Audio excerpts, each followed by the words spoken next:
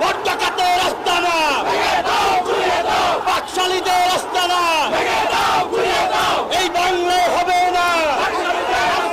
vote ডাকাতের আস্তানা এরশাদ গেছে যেই পথে, এরশাদ গেছে যেই পথে, আইয়ুব গেছে যেই পথে, শেখ হাসিনার পতনে ছাত্রলীগের গুন্ডা